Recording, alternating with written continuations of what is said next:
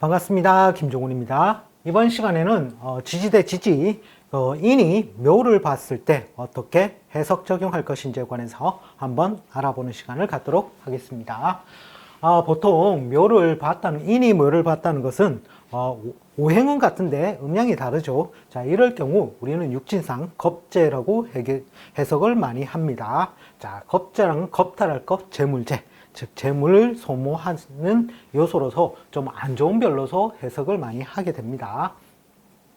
자, 그리고 12운성상 따져보면 인을 천간을 들면 간목이 됩니다. 간목은 실제로 묘에 제왕지를 가지게 됩니다. 그래서 간목이 묘를 보면 양인살로도 해석을 하죠. 자, 그래서 제왕이라는 것은 내 뜻이 가장 왕성한 기운을 얘기합니다. 하지만 실제로는 묘의 상반기까지 내가 왕성한 활동력이지 실제로는 묘 후반부부터는 오히려 을의 활동력이 더 강해진다라고 보셔야 되겠죠.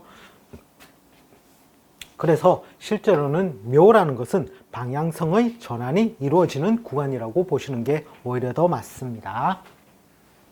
자, 그리고 12신살로 따진다면 보통 연살에 해당을 하게 됩니다. 자, 연살이라는 것은 인에서 지살이었죠. 오가 장성살이 되므로 묘는 실제로는 연살이 됩니다. 연살 또는 도화살로도 해석을 하죠. 자, 연살이라는 것은 도화살이라는 것은 오물을 씻어내면서 남들에게 시선, 이목 집중을 받는 그러한 동작이 많이 발생을 하게 됩니다.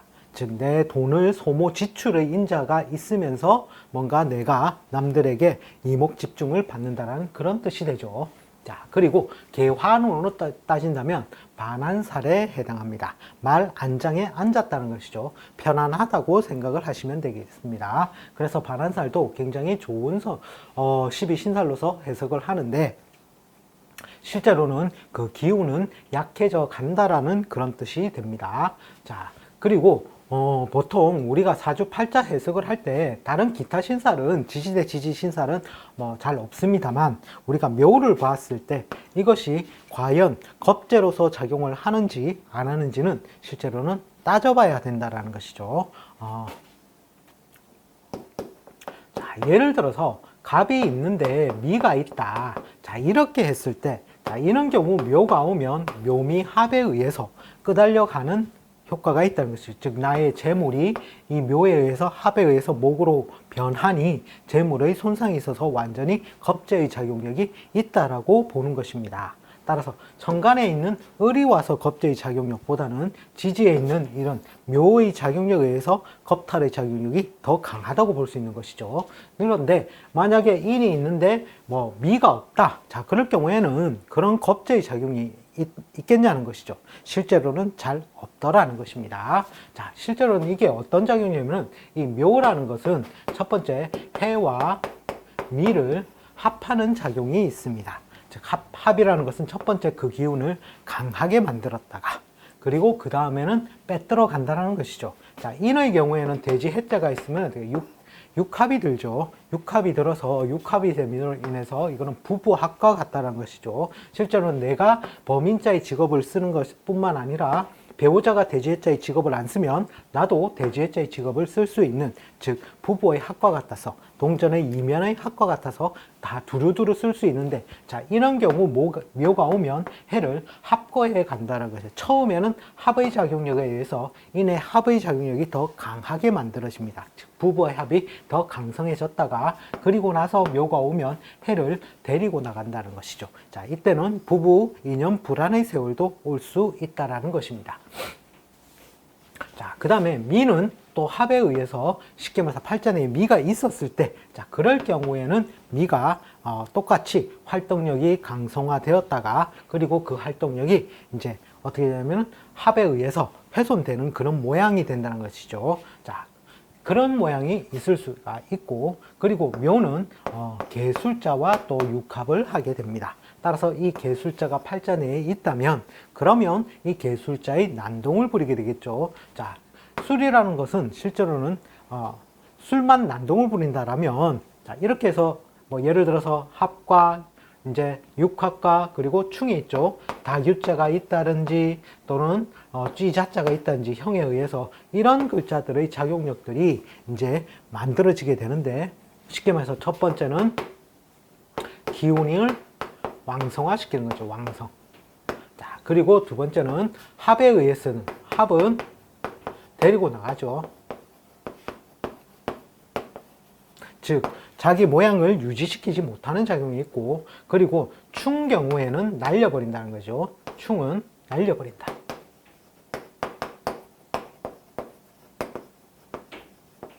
그리고 형은 삭감작용이죠.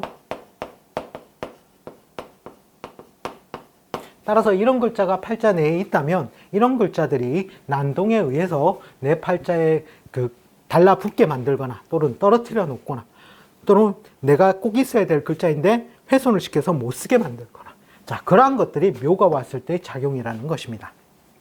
자, 이것은 제가 앞 시간에서 세 번째 시간까지 보통 강의를 해드렸던 내용이고, 자, 이것이 첫 번째라면 그 다음 단계가 또 있다라는 것이죠. 자, 예를 들어서 팔자 내에 미가 있다면 묘와 미가 합을 해서 첫 번째 미의 기운을 왕성화시킨다는 것이죠.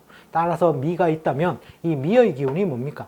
자, 미라는 것은 첫 번째 합에 의해서 해묘 미도 될 수가 있죠. 해, 묘, 미의 글자를 왕성화시킬 수도 있고, 또 한편으로 미는 또 육합의 글자에서 오와 또 합을 하게 되겠죠. 육합. 그리고 그 다음에 또 미는 충하는 효과가 있습니다. 충에 의해서 어떤 글자를 충하게 되죠?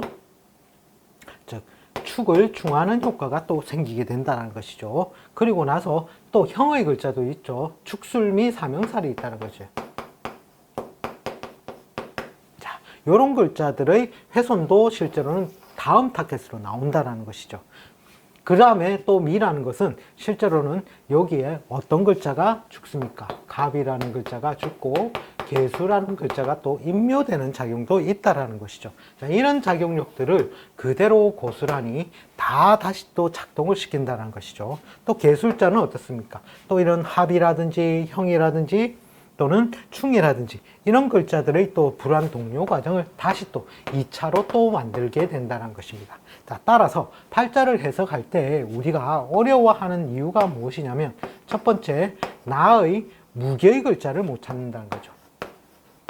내가 어떤 글자를 써서 직업 특성을 갖는지, 그 직업의 특성을 무게의 글자를 못 찾는 것, 즉 음양의 강약을 확실하게 나눌 수가 없어서, 그리고 합이 어지러이 있어서 또는 충도 있고 형도 있고 복잡하기 때문에 어떤 글자가 나의 무게의 글자인지를 모른다라는 것이 첫 번째는 문제가 됩니다. 자, 그리고 만약에 나의 무게의 글자를 찾았다면 그냥 편하게 이러한 단편적으로 해석을 가하게 되면 모든 사람은 다 거의 다 비슷하게 해석이 지어집니다. 자, 그러나 모든 사람은 다 제각기 다른 삶을 살고 있죠. 자, 그 이유는 내 팔자의 8글자가 다른 사람들과 또 다르게 배열이 되어 있다는 것입니다. 즉, 그 다름을, 이런 글자의 왜곡된 현상을 첫 번째, 두 번째, 이렇게 또 나아가서는 세 번째까지도 해석을 해줘야 되는데 그 해석 적용이 안 되더라는 것이죠. 자, 따라서 팔자라는 것은 그냥 단순히 이 글자를 그 육친이라든지 그냥 신살의 접목이 아니라 운에서 왔을 때 그 운의 글자가 내 팔자에 어떤 글자를 흔드는지, 왜곡시키는지, 훼손시키는지, 그것을 더욱더 눈여겨보아야 하고, 그 눈여겨본 이후에 또 그 2차의 생성물이 또 어떤 작용이 일어나는지에 관해서 해석 적용을 해야 실제로는 정확한 팔자의 해석이 된다는 것입니다. 자, 그러면 또 이런 질문이 있습니다. 또 똑같은 팔자가 있는데 왜 그 사람들은 또 다르게 살까요? 자, 첫 번째, 그 사람들은 부모가 다르죠. 부모 이전에 또 조상이 다르다는 것입니다. 그리고 내가 만나는 배우자가 또 달라진다는 것이죠. 즉 30대 이전에서는 부모의 중에서도 모친의 영향력을 가장 많이 받고 살아가게 되고, 결혼을 하게 되면 배우자에 의해서 나머지 60세까지 믹싱이 된 삶을 살게 됩니다. 즉 나의 운만으로 사는 게 아니라 배우자의 간섭 글자의 영향력 또한 나에게 존재를 하게 된다는 것이죠. 그리고 배우자와 나가 있으면 또 누가 태어납니까? 자녀가 태어난다는 것이죠. 그 자녀에 의해서 나의 말년의 삶이 실제로는 정해진다는 것입니다. 자, 이렇게 해서 실제로는 또 달라지게 되고, 또 내가 태어난 환경이 달라지더라는 것이죠. 제 태어난 환경이, 예를 들어서 내가 음이 강해서 양의 글자를 써야 되는데, 음의 글자에서 태어난, 음지에서 태어난 사람과 양지에서 태어난 사람은 또 다르더라는 것이죠. 자, 이런 식으로 해서 모든 왜곡적인 요소가 있기 때문에 모든 사람들이 실제로는 다른 삶을 살게 된다는 것입니다. 자, 이번 시간에는 이니 묘를 보았을 때 어떻게 해석 적용할 것인지에 관해서 한번 알아보는 시간을 가졌습니다. 시청해 주셔서 감사합니다. 다음 시간에 다시 또 찾아뵙겠습니다.